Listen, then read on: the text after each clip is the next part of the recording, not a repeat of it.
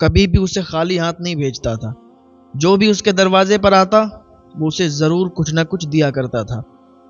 اس کے خزانوں میں برکتیں ہوتی تھیں، اس کے خزانوں میں کمی نہیں ہوتی تھی۔ جو بھی آتا اس کے در سے خالی نہیں لوٹتا تھا۔ اور اللہ تعالیٰ ایسے ہی شخص کو پسند فرماتا ہے کہ جو اس کی مخلوق پر خرچ کرنے والا ہوتا ہے۔ تو اللہ تعالیٰ نے نوازا ہے، جس کو اللہ تعالیٰ نے دولتوں سے نوازا ہے، تو اگر اس کے دروازے پر کوئی ضرورت مند جائے وہ اس کی مدد کرے، اس کو خالی ہاتھ اپنے دروازے سے نہ لوٹا لے، تو اللہ تعالیٰ ایسے شخص کو بہت پسند فرماتا ہے۔ تو یہ بھی ایسا تھا، اس کے دروازے پر کوئی آتا تو خالی ہاتھ نہیں لوٹتا تھا، وہ اپنا سوال کرتا، ادھر وہ سوال کرتا، وہ سوال کرنے سے پہلے اس کو دے دیا کرتا تھا۔ تو ایک دن کیا ہوا، یہ بیت اللہ شریف کا طواف کرنے کے لیے گیا۔ اب یہ تو مالدار تو تھا اور اوپر سے یہ خرچ کرنے والا بھی تھا، ضرورت مندوں پر خرچ کرتا تھا۔ بیت اللہ شریف کا طواف کر کے یہ جب واپس آ رہا تھا تو اس کے پاس 3000 دینار تھے، اور اس کے پاس اس کے علاوہ کوئی دینار نہیں تھے، صرف وہی دینار تھے۔ راستے میں وہ دینار اس کے گر گئے اور یہ کافی آگے نکل گیا، کافی آگے چلا آیا۔ جب کافی آگے نکل آیا تو اس کو کسی چیز کی ضرورت پڑی، تو اس نے اپنی تھیلی کو ڈھونڈا، تھیلی کو دیکھا جس میں دینار رکھے ہوئے تھے، تو وہ تھیلی اس کے پاس نہیں تھی، وہ تھیلی اسے نہیں ملی۔ اب اسے کیا لگا کہ وہ تھیلی شاید گر گئی ہے، لیکن کہاں گری کوئی پتہ نہیں، کتنا پیچھے جائیں۔ تو اس نے سوچا کہ اللہ تعالیٰ نے ہمیں بہت سے خزانے دیے ہیں، بہت سی دولتوں سے نوازا ہے، چلو ٹھیک ہے، اگر گر گئی تھیلی تو پھر اس کے پیچھے کیا بھاگنا، کسی نے اٹھا لی ہوگی یا کہاں گری کیا پتہ، کتنا دور چلے آئے ہم۔ اس نے سوچا چلو 3000 ہی تو 3000 کی بات ہے، چھوڑو۔ 3000 دینار جو تھے وہ اس نے چھوڑ دیے، دوبارہ اس کے پیچھے نہیں گیا، حالانکہ بہت دقت پریشانی کا سامنا اس کو ہوا، لیکن اپنے گھر پہنچ گیا۔ لیکن آپ کو پتہ ہے کہ اللہ تعالیٰ آزماتا بھی ہے۔ اللہ تعالیٰ جب اپنے بندوں کو عطا کرتا ہے تو پھر آزمائش بھی ڈالتا ہے، لیکن جو بندہ آزمائش پر کھرا اترتا ہے تو اللہ تعالیٰ پھر اسے اور نوازتا ہے۔ جو بندہ آزمائش پر کھرا نہیں اترتا ہے تو پھر وہ دنیا بھی اس کی خراب ہو جاتی ہے اور آخرت بھی خراب ہو جاتی ہے۔ اللہ تعالیٰ نے بہت زیادہ عطا کیا ہے، اب آزمائش ڈال دی تو بندہ پریشان ہو جاتا ہے اور الٹی سیدھی باتیں کرنے لگتا ہے کہ اللہ تعالیٰ نے ہم پر ہی آزمائش ڈالنی تھی، اللہ تعالیٰ نے ایسا کر دیا، ہم ہی ملے تھے، ایسا ویسا، مطلب اپنی زبان سے الٹے سیدھے جملے نکالتا ہے، جو کہ یہ بالکل قابل قبول نہیں ہے۔ اور انہی جملوں کی وجہ سے اس کی دنیا بھی تباہ ہو جاتی ہے، اس کی آخرت بھی تباہ ہو جاتی ہے۔ کبھی آزمائش پڑ جائے، کبھی ایسا کچھ واقعہ پیش آئے تو کبھی بھی آزمائش میں پیچھے مت ہٹنا، ہر وقت ہر ٹائم آزمائش میں کھرا اترنا، کبھی بھی اپنی زبان سے الٹے سیدھے جملے مت نکالنا، کیونکہ یہ اللہ تعالیٰ کو پسند نہیں آئے گا۔ اگر آپ پر آزمائش پڑی اور آپ الٹے سیدھے جملے نکال رہے ہیں تو آپ اپنی دنیا اور آخرت دونوں تباہ کر رہے ہیں۔ آپ دیکھیں نا، حضرت ایوب علیہ السلام پر کتنی آزمائش پڑی، حضرت ابراہیم علیہ السلام پر کتنی آزمائش آئی، حضرت ابراہیم علیہ السلام حضرت اسماعیل علیہ السلام کی قربانی کے لیے حضرت اسماعیل علیہ السلام کو لے گئے۔ ہے کوئی باپ جو اپنے بیٹے کو قربان کر دے؟ ہے کوئی باپ جو اپنی بیٹی کی قربانی کرے؟ لاؤ اگر کوئی ایسا ہو جو اپنے بیٹے کو قربان کرنے کے لیے تیار ہو جائے۔ حضرت ابراہیم علیہ السلام پر اللہ کی آزمائش آئی، حضرت اسماعیل علیہ السلام کو قربان کرنے کے لیے گئے۔ تو یہ آزمائشیں اللہ تعالیٰ لیتا ہے، لیکن اللہ تعالیٰ جب آزمائشیں ڈالتا ہے، جو بندہ آزمائشوں پر کھرا اترتا ہے تو اللہ تعالیٰ اسے بہت نوازتا ہے۔ تو یہ شخص تھا، اب اس پر آزمائش پڑی، اس کا سارا مال، ساری دولت ختم ہو گئی، یہاں تک کہ اس کے پاس کھانے کے بھی پیسے نہیں بچے۔ کہاں اتنا امیر تھا، اتنا زیادہ پیسے والا تھا کہ اس کے دروازے پر فقیروں کی، غریبوں کی لائن لگتی تھی، لوگ اس کے دروازے پر آتے تھے اور یہ ان سب کو دیا کرتا تھا۔ لیکن ایک دن ایسا آزمائش کا آیا کہ سارا کا سارا مال ختم ہو گیا، سارا کا سارا مال ختم ہو گیا، اب اس کے پاس کھانے کی بھی پیسے نہیں بچے، گھر والوں پر فاقے ہو رہے تھے، اب اس کے پاس ایک بھی روپیہ نہیں بچا، یہاں تک کہ محلے والوں نے، رشتہ داروں نے، سب نے اس کو الگ کر دیا اور سب نے اس سے علیحدگی اختیار کر لی۔ اب اس کے دروازے پر کوئی نہیں آتا تھا، اب یہ خود فقیر بن چکا تھا، ایسی آزمائش پڑی۔ لیکن آج ہمارے معاشرے میں بھی یہی چل رہا ہے کہ جب تک انسان کے پاس پیسے ہیں، دولت ہے، شہرت ہے، تو اس کے اپنے اس کے پرائے سب اس کے اپنے ہیں، سب اس کے قریبی ہیں، دور کے رشتہ دار، دور کے لوگ بھی اس کے اپنے بن جاتے ہیں۔ لیکن اگر انسان کے پاس پیسے نہیں ہیں، دولت نہیں ہے، شہرت نہیں ہے، تو اس کے اپنے بھی اس کے قریب نہیں ہوتے، اس کے اپنے بھی اس سے دور بھاگتے ہیں کہ بھائی تو ہمارا کون لگتا ہے، تو ہمارا کوئی نہیں ہے، تجھ سے ہمارا کیا واسطہ، ہاں تم ہمارے کوئی نہیں ہو، اس طریقے کی باتیں کرتے ہیں۔ اس کے اپنے بھی اس سے علیحدگی اختیار کر لیتے ہیں۔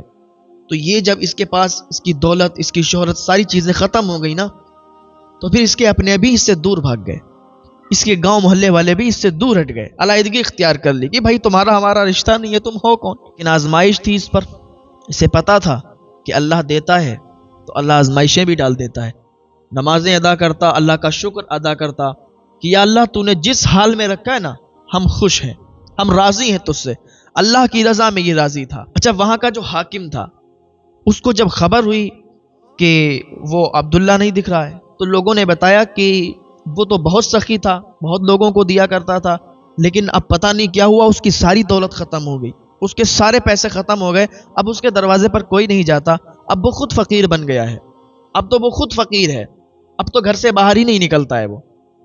تو اس حاکم کو جب یہ پتا چلا کہ ایسا معاملہ ہے، تو اس نے کہا اچھا، رات کا سناٹا تھا، حاکم تو دیکھو یہ اللہ کا ولی تھا، یہ اللہ والا تھا، اللہ کا دوست تھا، اسے جب پتا چلا کہ اس پر ایسی مصیبت آئی ہوئی ہے اور سارے لوگوں نے اس سے علیحدگی اختیار کر لی ہے، اس سے رشتہ ناتا توڑ دیا، آزمائشیں تو کسی پر بھی آزمائش پڑ سکتی ہے، تو اس نے کیا کیا، رات کا سناٹا تھا، اس نے 4000 دینار نکالے، 4000 دینار الگ الگ تھیلی میں پیک کروا دیے اور غلاموں سے کہا لے کے چلو، اور اسی شخص کے گھر کے قریب یہ ٹھہر گیا، غلاموں سے کہا تھیلی مجھے دے دو اور تم لوگ چلے جاؤ۔ اس کا یہ سوچنا تھا، اس کا یہ ماننا تھا کہ میں جو اس کی مدد کر رہا ہوں، میں جانوں، میرا رب جانے، تیسرا اس میں کوئی نہ جانے، میرے غلام چلے جائیں، ان کو پتہ نہ چلے کہ میں اس کی مدد کے لیے آیا ہوں۔ 4000 جو دینار تھے، جو تھیلیاں تھیں، وہ اس نے لے لی اور اپنے غلاموں کو واپس بھیج دیا۔ یہ حاکم تھا، یہ اس نے اپنے چہرے پر نقاب ڈالا، چہرے پر نقاب باندھا اور اسی شخص کے دروازے پر آیا، دستک دی، دروازہ کھٹکھٹایا، اندر سے یہی شخص نکلا، ہاں بھائی کون ہو آپ، اتنی رات میں آئے ہو، دروازہ کھٹکھٹا رہے ہو۔ اس نے کہا بھائی مجھ سے یہ مت پوچھو کہ میں کون ہوں، بس یہ تمہارے لیے کچھ تحفہ لایا ہوں، اسے قبول کر لو۔ اس نے کہا ایسے تحفہ کیا چیز ہے ان میں؟ کہا ان میں 4000 دینار ہیں۔ کہا 4000 دینار میرے لیے؟ کہا یہ آپ کے لیے ہیں، مجھے معلوم چلا ہے کہ آپ کی ساری دولت، آپ کے سارے پیسے ختم ہو چکے ہیں، اب آپ کے ہاں کھانے کے لیے بھی پیسے نہیں ہیں، فاقے ہو رہے ہیں، تو جب مجھے معلوم چلا تو میں اللہ کی رضا کے لیے آپ کے پاس آیا ہوں، ان کو قبول کر لیجئے۔ اس نے کہا ایسی بات ہے، آپ پہلے اپنا چہرہ دکھائیے، جب آپ اپنا چہرہ مجھے دکھائیں گے تبھی یہ آپ کے پیسے میں قبول کروں گا۔ اس نے کہا خدا کے لیے میرا چہرہ مت دیکھو۔ آج ہمارے یہاں کا یہ ماحول ہے نا کہ ہمارے یہاں پہلے کوئی چیز دیتے ہیں کسی کو، پھر اس کے ساتھ فوٹو لیتے ہیں، دنیا دیکھے، زمانہ دیکھے کہ ہم ان کی مدد کر رہے ہیں۔ ہمارے یہاں یہی حساب ہے، ہمارے معاشرے میں یہی چلتا ہے کہ پہلے دیتے ہیں، پہلے مدد کرتے ہیں، پھر فوٹو بھی لیتے ہیں تاکہ دنیا دیکھ لے یہ اللہ والے کیسے ہوا کرتے تھے، یہ اللہ رب العزت کے لیے، اللہ کی رضا کے لیے کام کرتے ہیں، اس کو پیسے دے رہے ہیں، اس کو دینار دے رہے ہیں، اور اس کو بھی اپنا چہرہ نہیں دکھا رہے ہیں تاکہ اس کو لگے نہ کہ اس بندے نے میری مدد کی، اپنا چہرہ نقاب سے ڈھکے ہوئے ہیں اور کہہ رہے ہیں بھائی یہ اللہ کے لیے قبول کر لو اور میرا چہرہ مت دیکھو، میرا چہرہ دیکھ کر کیا کرو گے۔ یہ بھی لوگ ہیں، ذرا ان سے درس عبرت حاصل کریں کہ ایسے لوگ بھی ہیں کہ جو آج بھی موجود ہیں، ایسے لوگ آج بھی موجود ہیں کہ جو کسی کی مدد کرتے ہیں نا تو صرف مدد کرتے ہیں، دکھاوا نہیں کرتے، دنیا والوں کو جتاتے نہیں ہیں کہ ہم ان کی مدد کر رہے ہیں، اللہ رسول کی رضا کے لیے کرتے ہیں۔ اور مدد کسی کی کرا کریں تو ایسے ہی کہ اللہ رسول کی رضا کے لیے، نہ کہ دنیا کے دکھاوے کے لیے، ورنہ یہ صرف دکھاوا ہی رہ جائے گا، ثواب نہیں ملے گا۔ تو اس نے کہا بھائی میرا چہرہ مت دیکھو، میں صرف اللہ رب العزت کی رضا کے لیے آیا ہوں آپ کے پاس، چہرہ دکھا کے میں یہ نیکی ختم نہیں کرنا چاہتا۔ کہا میرے بھائی اگر آپ چہرہ دکھا دو گے تو اچھی بات ہے، تبھی میں آپ کے پیسے لوں گا، ورنہ پیسے نہیں لوں گا، نام تو بتاؤ کہ تم ہو کون۔ کہا بس اتنا سمجھ لو کہ اللہ کی طرف سے بھیجا ہوا یہ مال تمہارے لیے ہے، مجھ سے زیادہ مت پوچھو، میری نیکیاں مت ختم کراؤ۔ اس نے کہا ٹھیک ہے۔ 4000 دینار اس نے قبول کر لیے، اور یہ جو حاکم تھا یہ واپس چلا گیا۔ جب رات میں گھر پہ پہنچا، ادھر دینار دیے، گھر پہ پہنچا، بیوی جاگ گئی۔ بیوی نے دیکھا کہ رات کے سناٹے میں اور یہ کہاں سے آ رہے ہیں، تو اٹھ کے اور ان سے سوال کیا کہ اتنی رات کے سناٹے میں آپ کہاں گئے ہوئے تھے؟ کہا میں تھوڑا کام سے گیا ہوا تھا۔ کہا رات میں اور آپ کا کیا کام؟ کہا مت پوچھو، کام سے گیا ہوا تھا۔ کہا نہیں نہیں۔ بیوی رونے لگی۔ کہا ضرور آپ کسی دوسری عورت سے ملنے گئے تھے۔ آپ دوسری عورت سے؟ آپ میرے پیچھے کسی اور عورت سے ملنے جاتے ہیں؟ اس نے کہا اللہ کے لیے ایسا الزام مت لگاؤ، مجھے کام تھا، میں کام کر کے آیا ہوں، میں کسی کام کے لیے گیا تھا، اللہ کی قسم کھا کے کہتا ہوں میں کسی عورت سے ملنے نہیں گیا تھا، میں اپنا ایک کام کرنے گیا تھا۔ وہ رونے لگی کہ نہیں نہیں، آپ مجھے سچ بتاؤ، آپ ضرور کسی سے ملنے گئے تھے۔ اس نے کہا رو مت میری شریک حیات، میں تو آپ سے ہرگز نہیں یہ بات بتاتا، لیکن آپ مجھ پر غلط الزام لگا رہی ہیں۔ تو سنو، میں اس شخص کے پاس گیا تھا جو کہ بہت مالدار تھا، اللہ کی رضا میں خرچ کرنے والا تھا، لیکن آج اس پر آزمائش پڑی ہے، اس کے پاس 1 روپیہ نہیں ہے، اس کے اپنے، اس کے پرائے، گاؤں والے سب نے اسے دور کر دیا ہے، سب نے علیحدگی اختیار کر لی ہے، اور آج اس کا کوئی نہیں ہے، پھاکے ہو رہے ہیں، اس کے بیوی بچے بھوکے مر رہے ہیں۔ تو مجھ سے رہا نہیں گیا، کیونکہ میں بھی اللہ کا بندہ ہوں اور مجھے دوسرے کی فکر ہے، مجھے دوسرے کا درد ہے، اور وہ ایک نیک آدمی ہے، نیک انسان ہے، تو میں نے سوچا کیوں نہ اس کی مدد کر دوں اور کچھ نیکیاں کما لوں۔ تو میں 4000 دینار دے کے بھی اس کے پاس سے آیا ہوں، اور میں نے اس کو بھی اپنا چہرہ نہیں دکھایا، لیکن آپ کو اس لیے بتاتا ہوں کہ آپ میری شریک حیات ہیں، دوسری چیز آپ مجھ پر الزام لگا رہی ہیں۔ بی بی مطمئن ہو گئی تو کہنے لگی مجھے معاف کریں۔ یہ معاملہ ہوا۔ اب کیا ہوا کہ جو وہ شخص تھا جس کے پاس پیسے نہیں تھے اور یہ حاکم اس کو پیسے دے کے آیا تھا، صبح ہوئی، اس نے جب دینار گنے تو 4000 دینار تھے۔ اب اس نے اپنا کام ڈال دیا، کام کرنا شروع کر دیا، جو کام اس کا چھوٹ گیا تھا، جو پہلے کام کیا کرتا تھا، تجارت کیا کرتا تھا، تجارت شروع کر دی۔ اب تجارت کرنے لگا، اچھا خاصا اس کو پیسہ آنے لگا، اچھے خاصے وہ پیسے کمانے لگا اور پہلے جیسا مالدار ہونے لگا۔ ایک دن وہ ملک شام پہنچ گیا جہاں سے اس کی تجارت چلتی تھی۔ ملک شام میں جا کے ملک شام کے بادشاہ سے ملا، تو ملک شام کے بادشاہ نے اس سے حال حقیقت پوچھا کہ بھائی تم اتنی دنوں کے بعد کیسے آئے ہو، نہ بیچ میں کوئی خبر نہ کوئی خط؟ کہا ایسا ہے کہ یہ بیچ میں سارے معاملات ہمارے ساتھ ہو گئے تھے، ایسا ایسا معاملہ ہوا تھا۔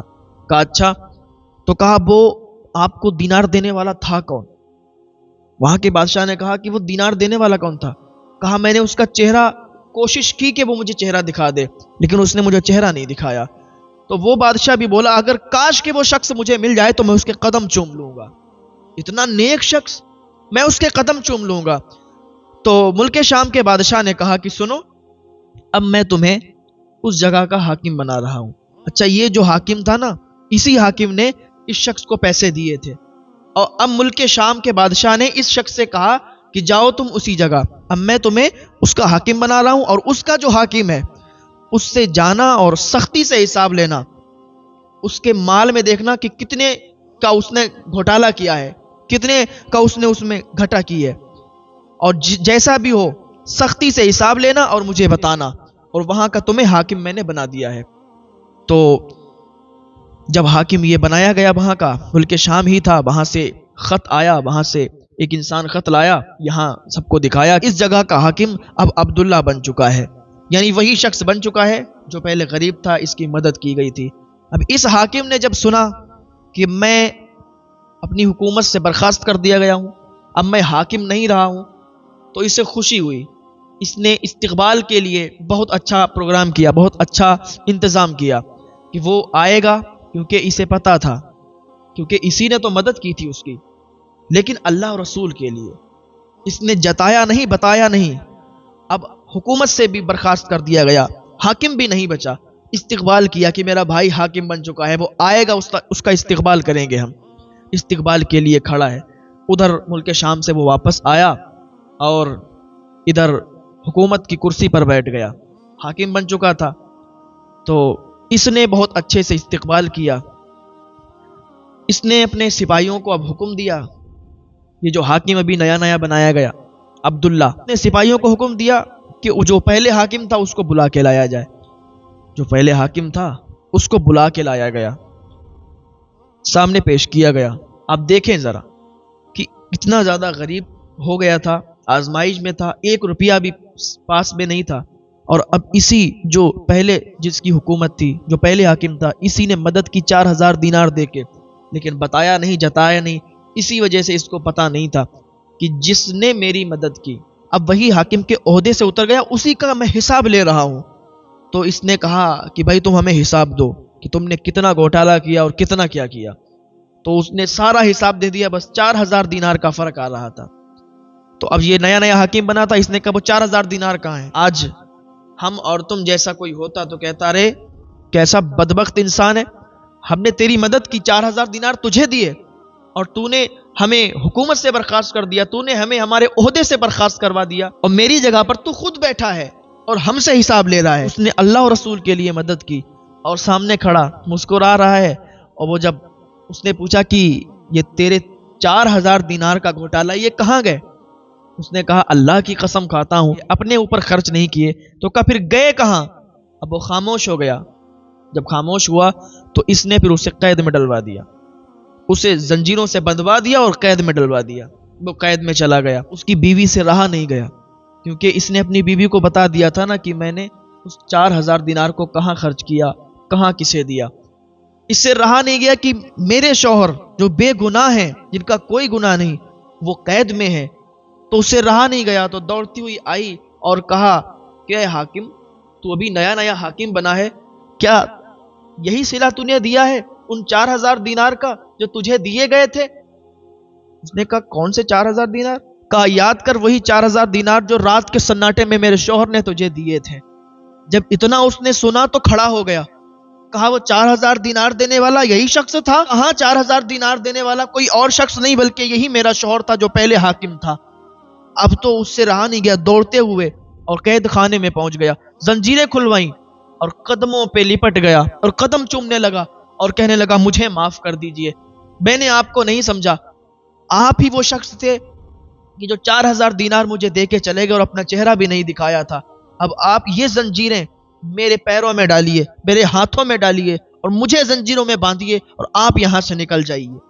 اس نے کہا نہیں میرے بھائی، جب اللہ اور رسول کے لیے جب مدد کی جائے نا کسی کی تو پھر جتایا نہیں جاتا، پھر بتایا نہیں جاتا، کیونکہ اگر کوئی بتا دیتا ہے پھر جتا دیتا ہے تو پھر اس کی نیکی ختم ہو جاتی ہے، اور ہم نے جتانے کے لیے نہیں بلکہ نیکی کمانے کے لیے مدد کی تھی۔ تو ایسے ہوتے ہیں اللہ کے یہ نیک بندے۔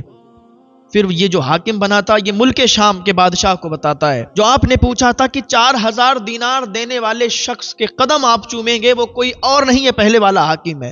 تو ملک شام کے بادشاہ نے اس کے قدم چومے، کہا تو بہت نیک ہے، تجھ پر اتنے ظلم ہوئے، تجھے قید میں ڈالا گیا، پھر بھی تو نے نہیں بتایا۔ نے کہا میں نے اللہ اور رسول کے لیے مدد کی تھی، میں نے دکھاوے کے لیے مدد نہیں کی تھی۔ ملک شام کے بادشاہ نے کہا ٹھیک ہے، اب یہاں کا حاکم تجھے بنایا جا رہا ہے، تو پہلے بھی حاکم تھا اور پھر تو ہی حاکم رہے، اس کو حکومت سے برخاست کیا جاتا ہے، اس کو حاکم نہیں بنائیں گے، تجھے ہی حاکم بنائیں گے۔ اس نے کہا نہیں، یہ میرا بھائی ہے، یہی حاکم رہے، اب مجھے حاکم بننے کی کوئی ضرورت نہیں۔ یہ اللہ کے نیک بندے ہوتے ہیں، یہ اپنی جان بھی دے دیتے ہیں، قید میں قید بھی ہو جاتے ہیں، ظلم بھی برداشت کر لیتے ہیں، لیکن یہ کبھی نہیں جتاتے ہم نے مدد کی، ہم نے یہ احسان کیا، ہم نے یہ کیا، ہم نے وہ کیا۔